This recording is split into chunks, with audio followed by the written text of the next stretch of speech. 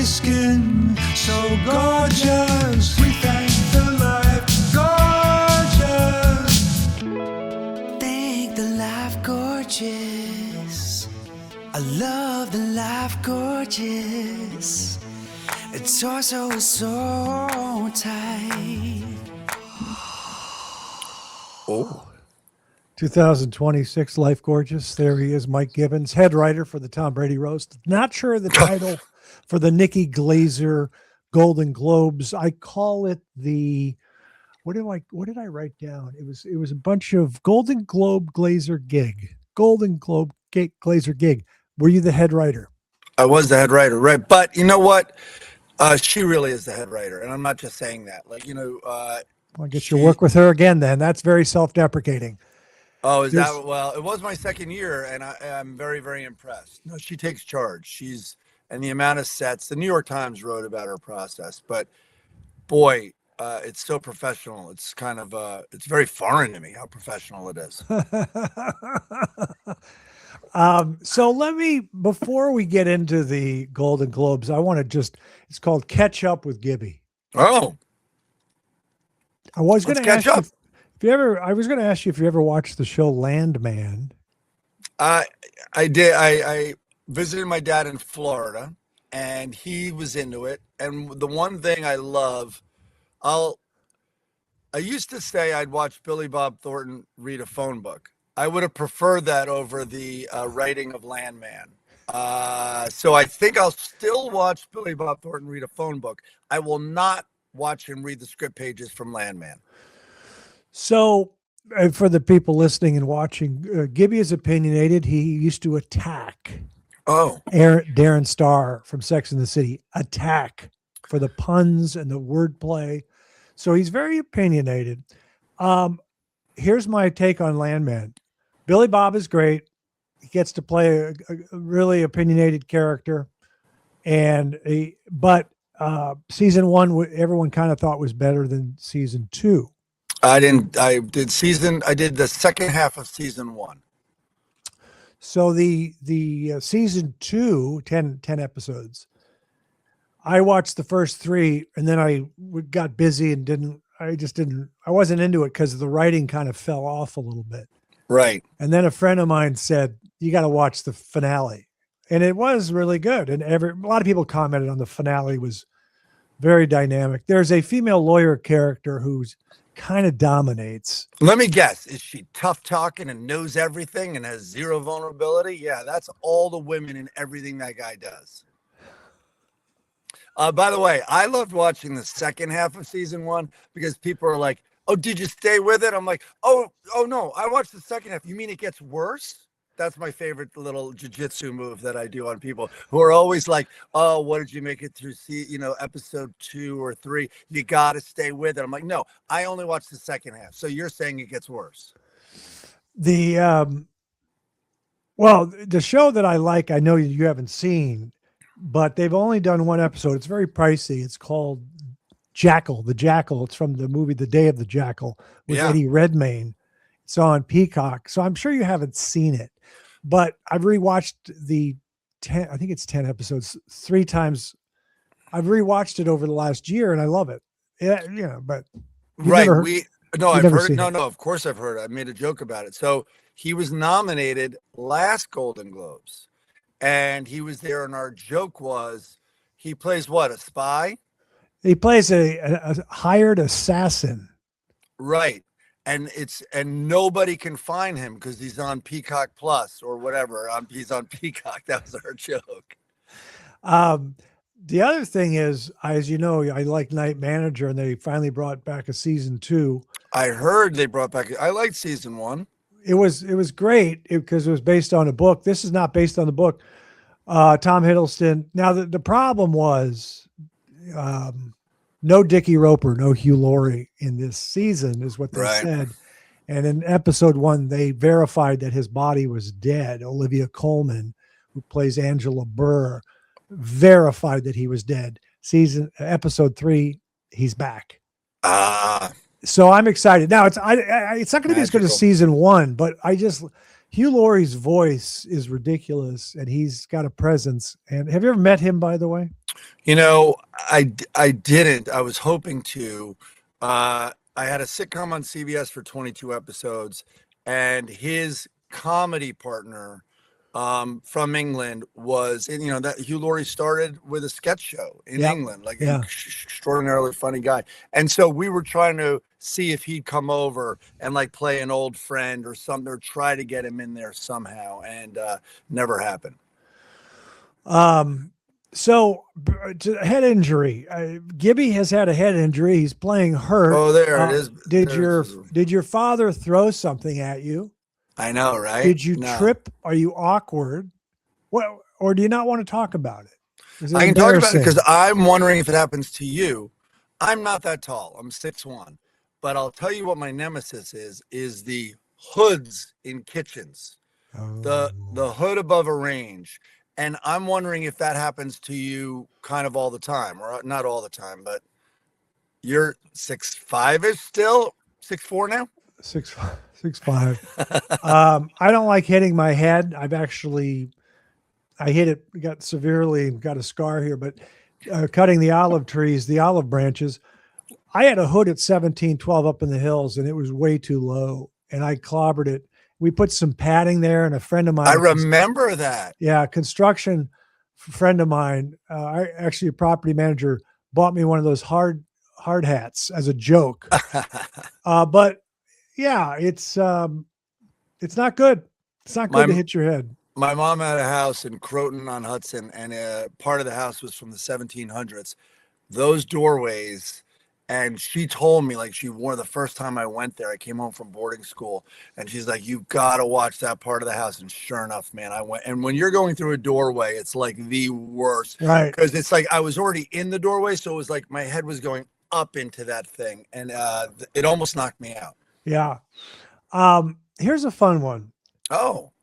Mike, I'm going to ask you about 2026 drinking. I've never participated in dry January. Yeah. But I kind of was doing my own thing. And there are multiple layers to this story. But I'm going to ask you, how many martinis have you had in 2026? Mm-hmm. And then how many have I had? Go ahead.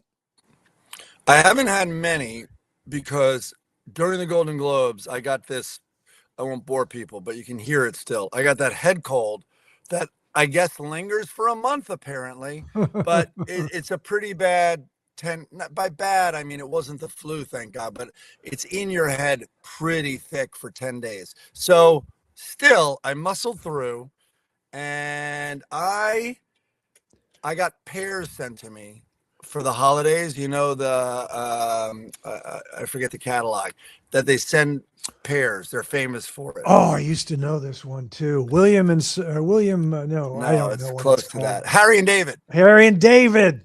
No relation to Hal David. And does Mike know who Hal David is? Hal David, equipment manager of the Wolves, right? From 68 to 79. Lyricist for Burt Bacharach. Oh, wow. I didn't Alfie. know that. So pears were going bad in my kitchen counter, and I'm like, I'm making a pear martini. Oh. And I kind of cut around the brown parts of the pear, put them in the shaker, and made the most disgusting tasting pear martini, and muscled through it like it was kerosene. I'm like, I am not throwing this out. So I think I've had one. I'm going to guess you've had two. I've had one. Oh. And interestingly, I went up to Santa Ynez in the van last weekend. I saw that. And I didn't have any. I had two great meals and a lot of fish like that. But no, I just had red wine. I feel it's so easy. I didn't even finish my second glass. Both dinners, I had a glass and a half or glass and 3/4 of red wine. I feel great. Here's what I want to tell you. I'm going to pull you in. Oh. Multiple things happening here. Yes. So it was like the 13th or so of January. I hadn't had a drink. And Princess Cherry had to meet her girlfriend at Abbott Kinney. They were going to a place called River, RVR River. and they had a nice meal. And she says, let's take the van, let's do our thing. And she always says, call Gibby, call Gibby. And I said, no, it's short notice. It's rude. It is. I'm going to be there in 2 hours. Yeah. You know, and then the other problem is sometimes I'm in the mood just to be by myself and people watch. Cause I didn't go with Cherry and her girlfriend. I went elsewhere. Oh, And I sit there, I people watch. If there's a mirror over the bar, it's a little Kilby watch. I'll look at myself, you know, yeah. Who doesn't? but Look at you. But I don't always want to have to entertain you if I'm really low key. I always have to entertain you. It's like when I did the show, I had to interview the second guest. I really didn't want to. So do you Right. understand? You're not offended if I come to, it's a late decision and I go to Santa Monica. I don't always call you. No, You're I at get it. Penmar. You're at Penmar at 5 anyways. You also don't even have to tell me after it happens. That's another way to go about it. Well, there's a reason I'm telling you. Oh, I went to Cuckoo yes. All right. by myself, sat at the bar when Cherry was dining in Abbott Kinney. Is it pronounced Cuckoo? I assume it is. Yes. That's a pretty good feel in there, isn't it? I loved it. Yep. Underrated, should be higher rated. Food was great. Their ceviche was very special. I think they have a little yogurt, some kind of sauce. Yeah. I like it. Dressing. I like it. And I'm going back. That place is underrated. Cuckoo. It could not be a shorter walk. It's basically across the street. So, but we can hang. We can do nonverbal. We can both look at you in the mirror. We can just do our That thing. would be fun. Yeah. Because you might go, what are you thinking? You just did something with your face. What was that? Was that a memory or are you frustrated? The food's not here. And you just softly say, not now. So I don't know River, by the way. I just yeah, I literally guess looked it's it up on my it's phone. kind of special. It's hard to get in. Oh, RVR, pronounced River. RVR. Oh, I think it's that trendy dark one. It Yeah, seems yeah, yeah. it seems trendy. Yeah. But I think it is. it's Yeah. hard to get in or whatever. I don't know. Have you been a butcher's daughter on Abbott Kinney? I have not. Now that's vegetarian, correct? That's what I want to talk about. Yes. I understand your funny wordplay, right? Correct. It's the daughter who I guess is more sensitive than the father, but you can't put butcher in the title. So Yeah. my dad was in town. He's old school. He has heart disease for a reason. He loves meat. And so we bring him there over the holidays and we're at Butcher's Daughter. I had forgotten it's vegetarian. So what we did was like, just don't tell him. Like no one at the table now. Tell him because they figured out how to fool you with these. Right. And so he got a pizza with sausage Oh, and right against doctor's orders. And no one told him. And we told him when we were leaving and he loved it. oh, that's great. But you can't do that. You can't put butcher in the Yeah. title of a vegetarian restaurant. I wonder how many people storm out. I would storm out. Yeah. Red face because you need your meat. Were you? So finally, how many times have you been to Cuckoo? A bunch. It's funny how fast I can turn on a place. I haven't turned on it totally, but last time I was in there, I had their steak frites and frite. I don't know if you pronounce the S. And the steak was, I thought, horrible. Ooh. I know, and that's hard to do, and I like it medium rare, which means it probably wasn't the best cut. So anyway, but their drinks are great. They have sort of an anemic happy hour. It's not much. Yeah. Very limited. I wish they had more of a happy hour because that bar is really cozy. Yeah, it's a nice vibe there. I was pleasantly surprised. Did not expect that. And the menu had some stuff on there that I liked. So I like Pa Jolie. It's a great bar. I don't know if you've been there yet, but pricey place. Well, if you get the $300 duck that they drain and smash, but I don't do that. But Pa Jolie's pretty good. So take that, Butcher's Daughter. Were you in New York City recently? I went, my favorite time of year. I went before Christmas. One daughter, my oldest, left Michigan. She graduated and she's now in my favorite neighborhood, which is the East Village. And then my other daughter is in Boston going to college. And so she came down and the three of us just had a great time in New York. And what's the greatest city in the world? New York City, London, or something else? for you? You know, I really do think it's New York. When I remove the exoticness of London, you know, to a foreigner like me, London's amazing. I think Paris too. The first time I went to Paris was in high school, and I was so intimidated. I hated it, and then I learned better. But I just, for me, I don't think London or Paris can match the energy of New York. And I was so excited because, you know, everyone's just telling me the gentrification of New York, it's the 1% playground now and it's lost its soul. And sure, a lot of neighborhoods have. I guess my daughter being in the East Village, it's one of the places holding on the longest. Like, as an example, I'm just so inspired when I'm there. So I go out to meet her at this independent coffee shop called Mud on 9th Street. As I'm walking up, which turned out to be amazing. As I'm walking up there, oh no, sorry, we have our coffee. I'm leaving with my daughter, and I go, Soph, I go, just look at this. She has to deal with this. A dad who's like constantly struck by how amazing where she lives is. So God bless her for her patience. So I'm like, look at this. And it was a narrow doorway. You had to go down the stairs like a brownstone above it. And it was called Gnocchi on 9th. And you go in there, you barely room to turn around, and they serve you gnocchi in a to-go cup. And then that's it. I'm like, I go, do you understand what dreamers open this? Like, this is the worst business plan I've ever seen in my life. But they're still ideal. Like God bless them. I hope they have rich parents, but gnocchi on 9th is so crazy. I'm in love with it. And I want to live in a place that still has pipe dreams like that everywhere. Right. Cut to, my hotel was on 9th. I drop her off like that night or one of the nights. Gnocchi on 9th, Craig, packed, overflow. Oh. Everyone's on the street eating gnocchi out of a cup. Yeah. God bless them. I love that. Yeah. I love that. I was fascinated. Have you ever been to Santa Ynez or not? Because I just kind Yes, of, you have? You mean I have, but like a weekend up there and stuff like that. But I haven't done it like I should. Well, so you know, there are different areas. We all know Los Olivos, which has Bar La Cote and Wine Merchant, where they filmed Sideways and the Fest Parker Inn. And then you have Montecito, where the main street there where the rich congregate. But we all know Solvang. What's it called? Solvang, right? Solvang. Yeah, the Danish town, right? Yes. Touristy. But I hadn't really been in this little small couple blocks of Santa Ynez with some really good restaurants. And we went there and had a great time.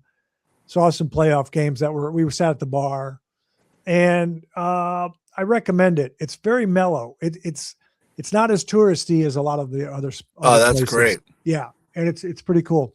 Have you jumped on? Speaking of football, have you jumped on the Patriots bandwagon because of where you're from? Well, no, that was a tough one for me with the Brady roast because I hate the Patriots. And I also don't like New England sports fans at all. I mean, they're not nearly as bad as Philly, but I should be the one that talks, really. I shouldn't talk at all because I'm a Jets fan and they're maybe the worst people in the world. Right.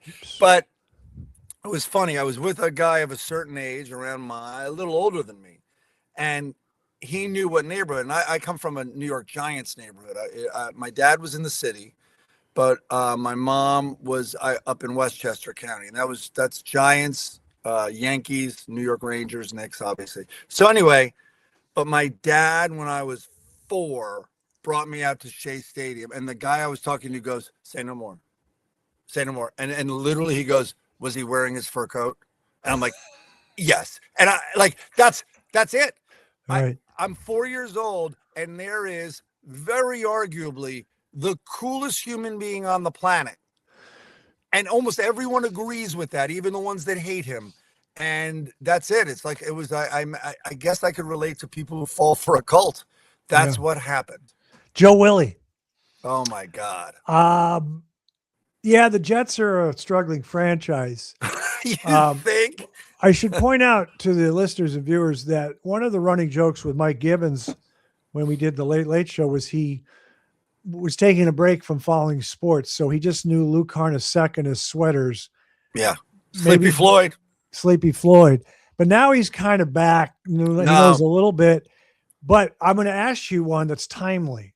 Well, wait, can I tell you?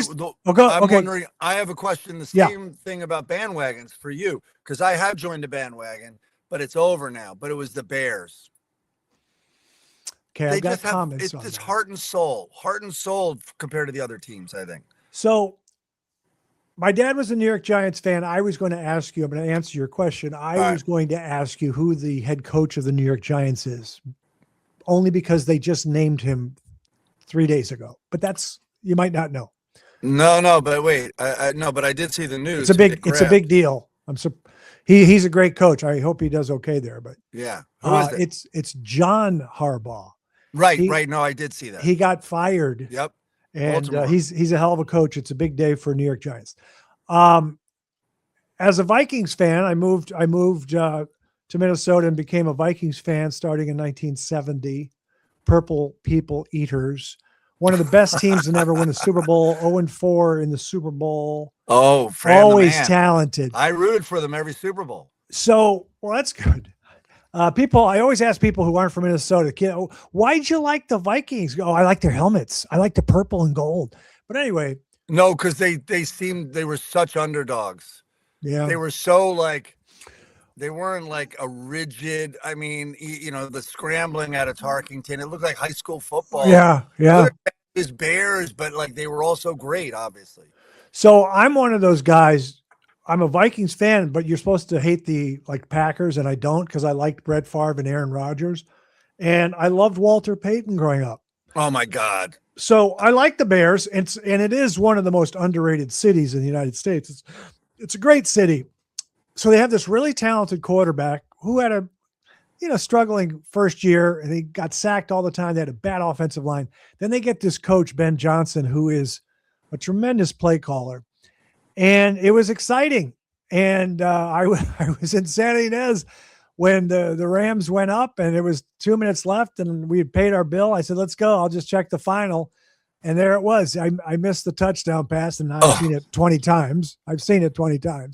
But I thought they were going to win in overtime, and they had the interception. But it was exciting, and I like the Midwest, and I'm proud of the Bears, and I like the Packers. Of course, I like the Vikings, but I think now after Aaron Rodgers, the guy that I like is Matthew Stafford. So I don't know if I'm rooting for him because I like Sam Darnold on Seattle. Mm-hmm. So there's really no pressure. There's really no pressure on me. I just watch the games now, I not only it was doubled up for me. I not only wanted Chicago very badly, but you bet on it.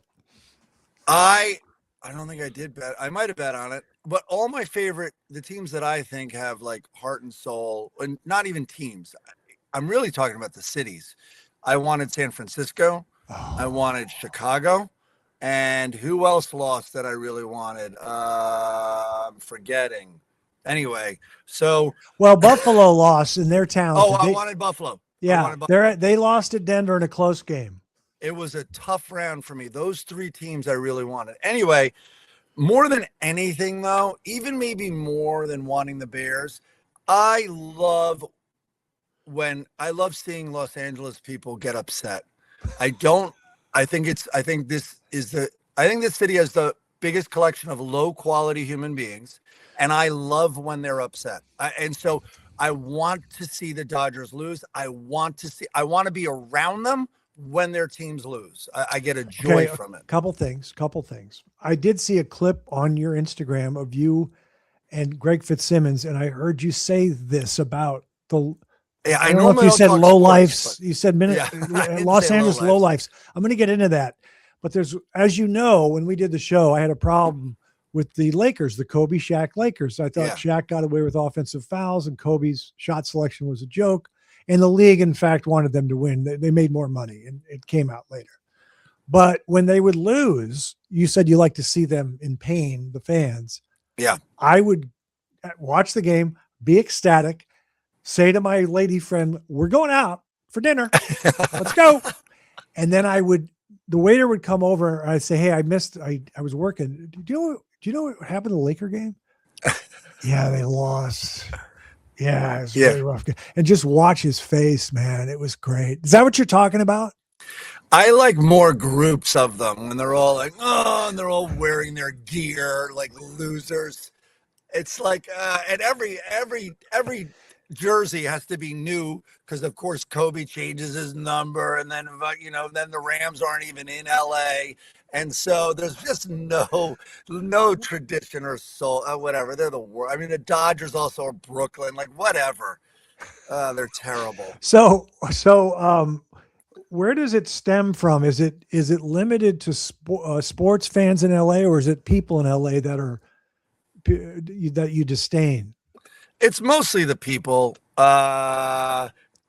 Listen, the only ones I hang out, look who I'm talking to. The only ones I hang out with are implants. You know what I mean? Like when I meet someone and whatever it is, even if it's on a date or wherever, I'm like, where'd you grow up? And they're like, LA. I'm like, oh, this is going to be work. So I have to explain like the world to them and how things work. Like, it's just like, and I was so worried, my both daughters, it's even foreign to me as I say it, were born here. So they grew up in flip-flops, but I think their mom was a New Yorker. I'm a hardcore New Yorker. So God bless them. One did 4 winters in Michigan and now lives in East Village, and the other one's in Boston. So I think I did my job. If they went to UCLA or, oh my God, I teach at USC, it is a wasteland. The only thing that was a gift to me as a teacher there was one of the classes I taught was sketch comedy. They all wrote at least one sketch about how horrible USC was. I'm like, okay, you guys get it. Like, they get it. And so that was rewarding. I always learn things about you. I never knew you taught at USC. Is it still going on, or was it a well, they're in such financial, it's a horrible university. They're in such financial trouble that they've cut a lot of classes, especially the classes that adjunct professors teach, which is what I was. So, but the school, like, I would go into work in the Steven Spielberg building, which was 10 feet away from the George Lucas building. And, they have a ton of money, but the school is also just rife, just tons of scandals, tons of lawsuits that they have to pay out. Yeah. I didn't know that. No, it's very public. Well, I mean, they had one of the doctors, like other universities, with all the women who have successfully sued. And so, yeah. Have you seen the documentary Ohio State on I have not. HBO? I have not. If you want. Did they cover Woody Hayes? I like recommending these where it's a true documentary. It's 90 minutes. It's not a series. It's 90 minutes. It's fascinating. Check it out. Ohio State. Ohio State or something. Have you seen RIP, R.I.P. RIP with Matt Damon and Ben Affleck on Netflix? No, I heard not such good things though. Maybe it's good. I don't know. It's okay. It's 6.8. Which is kind of appropriate. That's your rating? That's their rating, IMDb. It's okay. I think one of my issues, I was wrong about this because I said to Princess Cherry, we watched it last night, and I said, hey, I kind of lower the bar when I know it's a Netflix movie. It's a little bit of a sellout or something. But then she pointed out accurately, which I forgot, that Another Battle After Another is a Netflix movie, which was really good. Did you see that? Yeah, I'm having trouble with movies this year. And then it always, I'm like, and of course, listen to everything I've already said. But I'm like, God, am I getting too critical as I get older? I liked one, but I'm really talking about all the other movies I've seen, like Hamnet. I had to see a lot for the Globes. Okay. And I keep getting disappointed, mostly with how long they are. But I liked One Battle After Another. I saw it in a theater. I was excited. I'm like, here goes a movie going experience, and I'm going to go see it in the theater, even though I had it for free, a screener. And I kind of liked it. I mean, flawed for sure. Yeah, it didn't blow me away. It did not blow me away. I obviously enjoyed Sean Penn, and we're going to talk about the jokes there in a second. Yeah. I just a random note that I had because we were talking about cities, and I want to do that before I go to the Globes. San Francisco I've said is my favorite American city, and I don't remember if you have an opinion on San Francisco. I love it. Okay. And I went up there to see one of the last Dead shows, which was in Golden Gate Park. And I did it for that reason. Like, that's where it all started. And so anyway, it was great. And the city handled it really well. Like, all the trains were free after the they did it right, unlike LA. And so when I was up there, similar to New York, I'm like, oh, the rumors of San Francisco's death are greatly exaggerated. Yeah. Yes, Union Square is different, but I thought it was going to be like a medic tents and war zone. I was expecting the worst, and I was so heartened to see that it still seems great. I had so much fun there. I haven't been there since 2015. I can't wait to go back. I used to go there all the time. I used to live there. Another random question is, have you ever seen a movie called The Conversation? Yes. Okay. I've watched it a few times. And I have to go back to it though. 3 weeks ago, but that's shot in Union Square, and that's Gene Hackman, and that's Coppola. It's great. Young Harrison Ford. There was something about San Francisco I wanted to tell you. You say you like it. You were just there. I went to one of the old bars for breakfast. One of the old Irish ones. So it was not far. What is it? The Taddich Grill. That's the oldest restaurant, but that's not a bar. That's a restaurant. Taddich Grill. It basically, I think it might have been that. Like, it's the tiniest bar. It's really a service bar. Yeah. Maybe that was it. Anyway. So I got there out of college. My brother picked me up at SFO and drove me into the city, and he saw my mouth drop, and he said, "She's a beautiful lady." Oh, there it is. And we got all dressed up and went down to Van Ness to Planet Hollywood. Oh my God. We thought we were pretty cool when we did that. Right. You know what I'm saying? Of course. Yeah. That was Sly's one of the owners. You guys knew what you were doing. Yeah. Wait, there was something else. There was Sam Woe's in Chinatown, and there was something else. But I fell in love with the city. St. Francis is coming to mind. Is that the name of the hotel or the bar?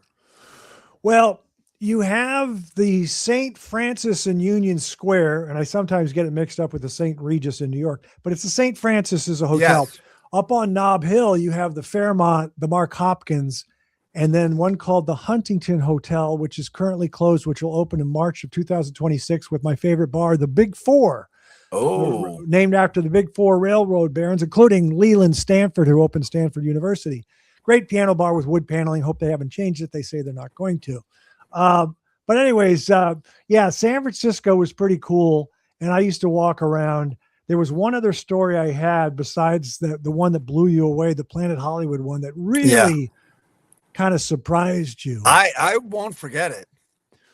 I mean, my buddy went in there to the bathroom and he came back and he goes, "Somebody just asked me for rails. Do you have any rails?" And we thought that meant cocaine, but we were so innocent. We don't know what that means. It's like the Big Four. They're talking trains, man. Yeah.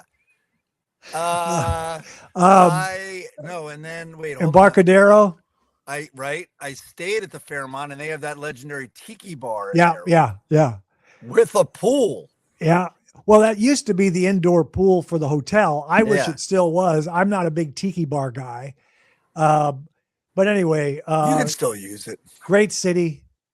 Great American city. And I got to get back up there. Okay. Golden Globe. Yeah. The Golden Globe Glaser gig. You were the head writer.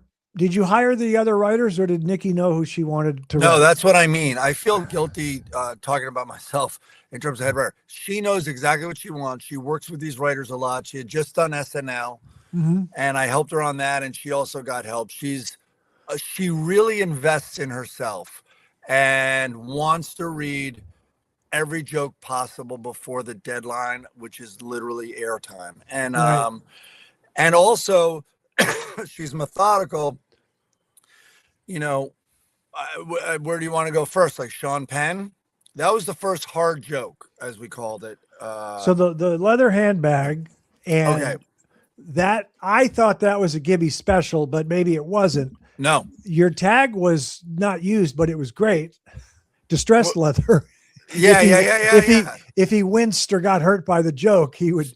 Oh, now he's the distressed leather handbag. So we have all these tags, and that's what happened to DiCaprio. And it turned out the tag really became the joke, and the first joke was just an excuse to get to what was the tag, which was we were all sitting in a room, and she's like, guys, is there any way that we can do a DiCaprio joke that is not about that he dates young women? And we sat there like idiots and didn't say a word for 20 minutes and basically said, no, there isn't. And so it's because we don't know anything else about him. And then so the original joke was he gave an interview to Kate Winslet the week before, and he admitted he's never seen Titanic. And our joke was like, that's shocking. But then when you think about it, why would he be interested in seeing it? It's 28 years old.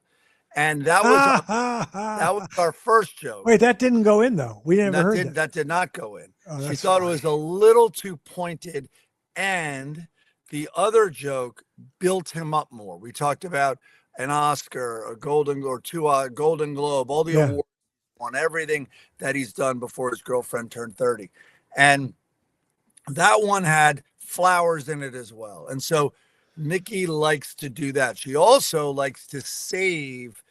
Her theory is this. Obviously, she's not afraid of going very, very hard, especially when it's like punching up at the roast. But what happens is if Sean Penn, who is the first hard personal joke, if he doesn't take it well, right, she's concerned what happens in the room, because now other people, it turns them off. Right. That now this maniac is soured on her in the middle of the room, and the room is tiny. That's the other thing. And so I gave her distressed handbag. That was my tag. If he had a pouty face after the first joke, which he looks like a leather handbag, she would be like, uh-oh, now it's a distressed leather handbag. And I thought that could bail her out. And really, she just wants something to just change the energy and to move and to pivot and move on. And so that's what happened there. So when the joke, I watched it a few times, but Leo didn't laugh too much when they went after Sean Penn. I guess because he's being a teammate and not. But I'm sure if he was by himself, he would have lost it. But did she clear it with Sean Penn, or I read she called a couple comedy buddies and said, hey, you think this is okay for me to do? When she was on Jimmy Kimmel, while on air, she actually whispered the joke in his ear, and Jimmy gave full permission, basically, like green light. She also asked someone else, David Spade. Yeah. She asked David Spade, and he said, who knows Sean Penn. And meanwhile, she did two jokes on Penn. The next one was, again, gave him his flowers about what a humanitarian he is, but he'll go to the most needy, war-torn areas, and he will do cocaine there. Yeah. And I'm like, I've heard this, by the way. I had an actor friend who knows him, says, oh, he's crazy. He'll wake up at 2 a.m. go, let's go visit Hugo Chavez. He does coke and all this stuff. And it's like, it's kind of common knowledge, I guess. So I was worried about that because I also have a personal, not me, but I know I'm 1 degree away from a Sean Penn cocaine story. Now, in his defense, it was 15 to 20 years ago, but the guy really enjoyed it. And so I was like, leather handbag is one thing, because look at his hair, the way he showed up, right? Like he's wearing it on his sleeve that he is not applying moisturizer, like whatever. But the cocaine one was the one I was worried about. Sure. And I didn't want to get Nikki worried, but instinctively she then tagged that, because we're like, listen, I called your two best friends, Charlie Sheen and El Chapo. And so that was the tag to get out of that one. That's funny. Yeah. That's funny. I just thought of something. I wanted to know if, Sean Penn, as he looks disheveled, does it take effort? Does he say, I'm doing this on purpose? Because back in the 80s, when I was we were down in Menlo Park, we'd moved out of the city. A group of us were watching the Grammys, and we thought it was so cool that U2 did not show up in a limousine. They showed up in a cab. Right. How cool is that? And then I said, Like, well, like Mom Donnie. Yeah. The first day of work. But they planned it. I go, they thought about this. They said, let's just go in a cab. We're not taking a limo. Yeah. Think how cool that looks. So I wonder how much of it's premeditated. Anyway. A lot of that is the you're holding a can of Pabst Blue Ribbon. Like, how much of it is effort? How much is that's genuinely what you want to do, What jokes did you get in? Oh God, so many have changed and morphed. But to be honest, like not that many. Oh, I'd say my favorite one I got in was a tag also to save a joke. All right, so this is interesting. I guess I can talk about this. So we had a joke that was Kevin Hart and The Rock. What a comedy duo. You're like Martin Short and Steve Martin for people under 50 IQ. And so we really liked that joke. And then it was brought up in the room, incredibly intelligent room. It was brought up in the room that could be perceived as racist, which surprised me. I probably did better than my reaction right now. I probably had a better poker face, hopefully, because now when I'm in a room, I realize my age and what I look like. And I now just, when I hear something that inside, I want to be like, what the fuck are you talking about? I instead don't do anything. I think that's serving me well. And I look at them like, what the fuck are you talking? That's deep in my eyes. So I'm like, what do you mean? which is, I'd probably still be married if I had this tool back in the shed back in the day. So I'm like, explain. Oh, I'm interested. Like, tell me what you mean. So even though I very much disagreed with it, and I could out argue the hell out of that, I understood perception is reality, and it could be taken as that. Now, how could I out argue it? This is very easy to out argue logically.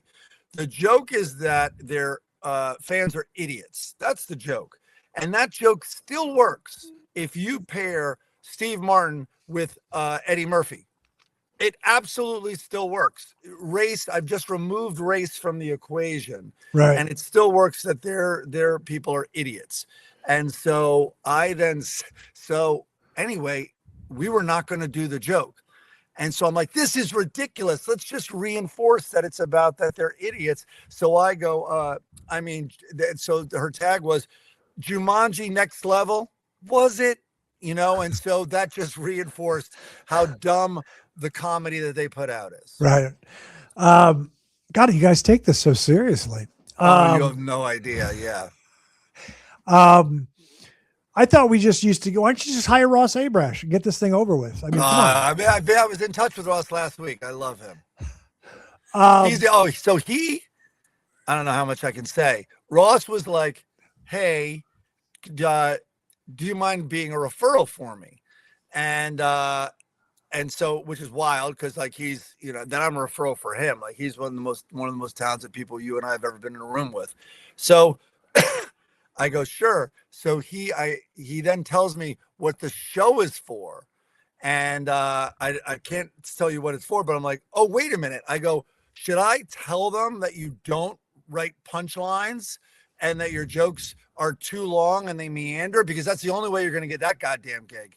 Like, in other words, I have to lie about how you write jokes because they don't do jokes. Oh, yeah, that's funny. Yeah.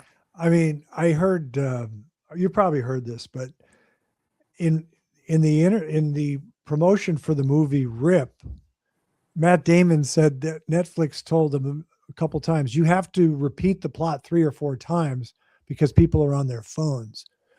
And that's gotten out there before them, by the way. That was already out there. Okay. And all writers knew about it. And we're being driven crazy. Unreal. You have to be like it's like watching a reality TV with a car. Like if you ever watch any reality TV, going out to bumper, they're like, oh my God, this is going to happen. And then you come in from bumper and it's like, oh my God, as we told you, this is about to happen. And then it happens. So you're seeing it the third time. Any jokes that you liked that didn't make it? It's not a good joke, but we were trying to solve, and we didn't solve it. But I wrote one about the room. You know, it looked like we wouldn't have said this phrase, but it looked like the 1990s threw up in that room. Like it was everybody. It was Clooney, Pretty Woman. You know, Right. Sean Penn, DiCaprio. You know, there's even way more. And so the joke was, look at this room. It's like it was the 90s, and I'm forgetting the setup, but basically you mentioned them, like Julia Roberts, you know, Clooney, blah, blah, blah, blah. Oh, I know it was. Look at this room. Clooney, Julia Roberts, Sean Penn, Leonardo DiCaprio. This man, I would think it was the 90s in here if I didn't see. I'm forgetting his name from The Pit. If I didn't see Matt Damon, Ben Affleck. What? no the Pit, the doctor, the ER doctor. Oh, If I Anthony didn't, Edwards, Noah Wiley. Noah And it's like, Wiley. oh Noah man, Wiley. I would think it was the 90s in here if I didn't see Noah Wiley being That's nominated funny. as the ER doctor. That's funny. Boy, Hollywood keeps it fresh. Oh, I haven't seen that. I haven't seen that show. I heard it's pretty good. Wait a second. It's also called The Pit, or what? Yeah, because it takes place in Pittsburgh. We had a lot of jokes about that. It's a wild premise that has you imagine someone with a graduate degree stayed in Pittsburgh. And it's a show that imagines Western Pennsylvania believing in medicine. Yeah, so we had a bunch, but none of them were worth it. Do you know how many random? Do you know how many great quarterbacks came from Pittsburgh? Oh no, Western Pennsylvania, Marino, Namath, not Elway. Oh wait, well, I'm missing one of the greats of all time. Let me just see. Oh, I didn't It's know. oh God, is it what's his name from San Francisco? Yeah, Joe Montana, Yeah. Johnny Unitas. I didn't know that. Oh, wait, where was Unitas from? He was. I'd have to look it up, but Pittsburgh native. Pittsburgh native. So that's 4 of them. They have Johnny Unitas, Dan Marino, Joe Montana, Jim Kelly. Oh wait, do I have it wrong? Where's Namath from? Namath was there. Joe Namath. Yeah. George that's Blandon, 4. Joe Namath. Yeah, Joe Namath. Beaver Falls. Okay, so I'm going to wrap it up. I just want to make sure we're clear on something. I told you I went to Santa Monica because I went to the restaurant that you recommended, Cuckoo, I loved it. Way better than River. Yeah. And I'll just give you a heads up when we're coming to town, but I can't entertain you for 2 hours. I just might go an hour and a half.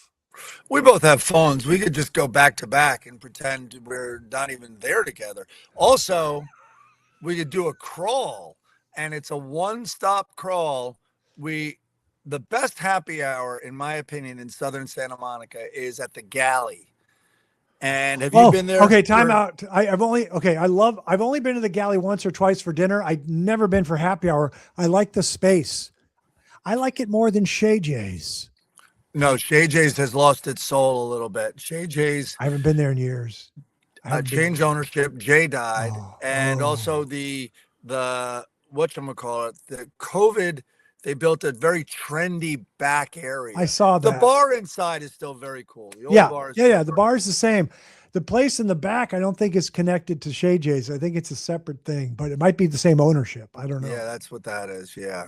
But when I was in there once, and Jay gave us a tour. He was very inebriated, and he took us to the room in the back where Sinatra and those guys would play cards.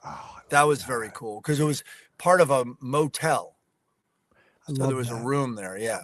What were you saying about the Galley happy hour? So the Galley will serve you your martini, and they have little mermaids, little plastic mermaids. That's what they put the olives on, and they hold on. The mermaids are holding onto the rim of the glass. It's quite, yeah, it's fantastic. And and you keep those mermaids. So this is when I realized. So I remember I brought home, they're little plastic, very playful. They're orange, green, blue. And so I was at the Galley once, and I brought home My girls were very young, like little kids, and I put them in their bathroom in the morning, and they were so excited about it. They're like, "Dad, there were mermaids by our like toothbrushes in the morning and all this." And by like the 25th or 6th mermaid they had, I'm like, "Oh, Dad might have a problem." Ah, that's hilarious. That's hilarious. Dad's not home for put down. That's what we're learning. That's great. I didn't even know they had a happy hour there. I just, but yeah. it's a great old space. I love it. And that's a special area where you live. But I'm telling you, Via Veneto is good. I'm really pleased with Cuckoo. You don't care about this, but they're over here near La Brea and 8th, near Wilshire.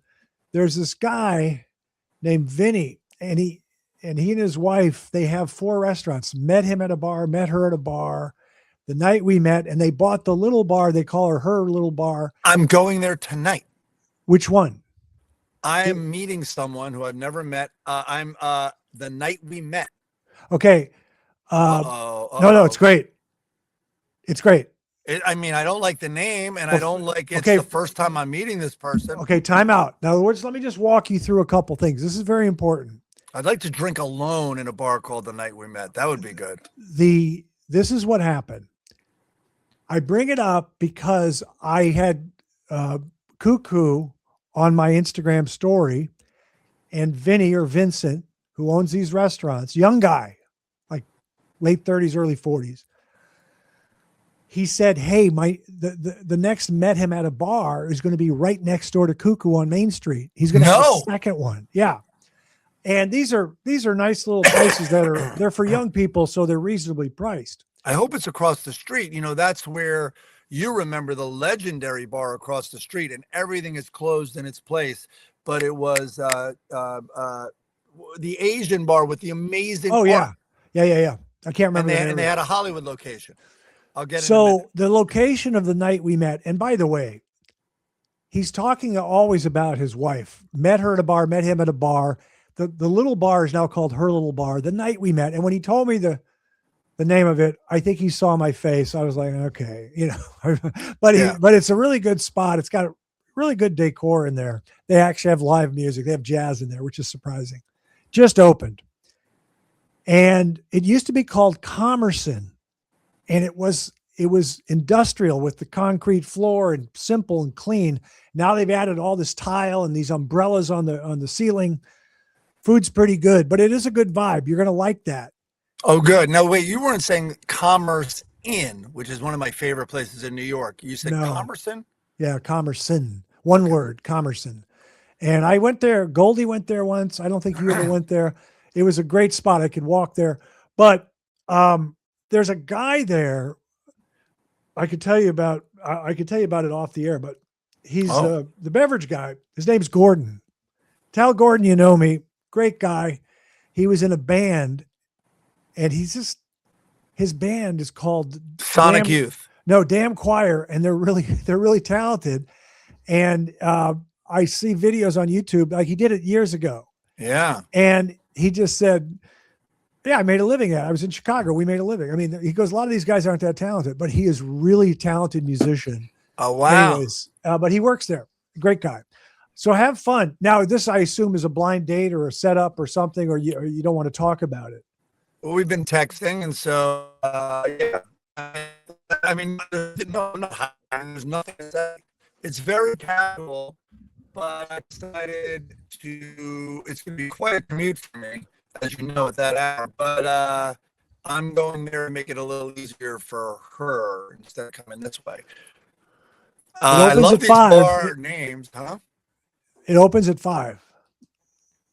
Yeah. So you get there early. I'm getting there at like 7 or something like that. Anyway, I'll give you the full report.